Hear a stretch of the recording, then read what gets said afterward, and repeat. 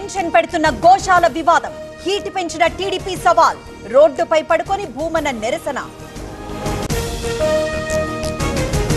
దమ్ముంటే భూమన గోశాలకు రావాలి, ఇంటి దగ్గర పడుకొని డ్రామాలాడుతున్నారు, తప్పు నిరూపించాలన్న బొజ్జల సుధీర్.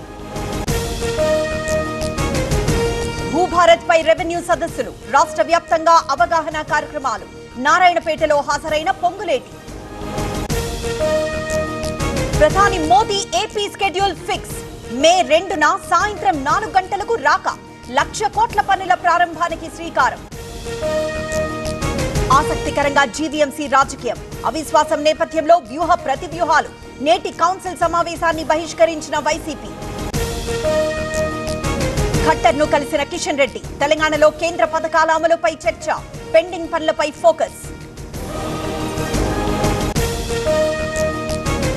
గోడౌన్లో ఎంపీ శబరి తనిఖీలు, రేషన్ బియ్యం నిల్వల గుర్తింపు, పట్టుబడ్డ 500 క్వింటాళ్ల రైస్.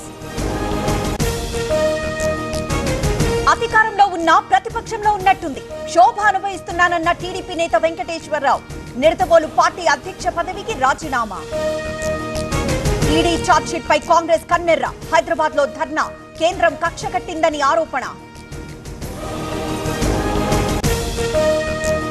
గాలివానకు దెబ్బతిన్న అరటి పంట పరిశీలించిన ఎంపీ అవినాష్ రెడ్డి, ప్రభుత్వం ఆదుకోవాలని డిమాండ్. గడప 2 టౌన్ పిఎస్ లో లాకప్ డెత్, గంజాయి కేసులో పట్టుబడ్డ నిందితుడు ఆత్మహత్య చేసుకున్నట్లు వార్తలు.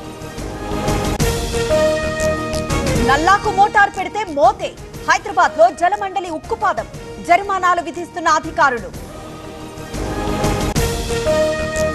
ఏడాదిలో 18 ద్విచక్ర వాహనాల చోరీ, హన్మకొండ జిల్లాలో దొంగ అరెస్ట్, డెలివరీ బాయ్ గా చేస్తూనే దొంగతనాలు.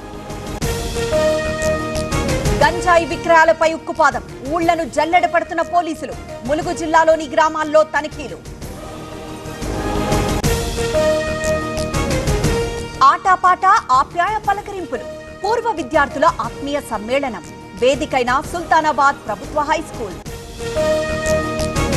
ఓవైపు ఎండలు, మరోవైపు వానలు, తెలుగు రాష్ట్రాల్లో విచిత్ర పరిస్థితులు, మరో 5 రోజుల పాటు రెయిన్ అలర్ట్.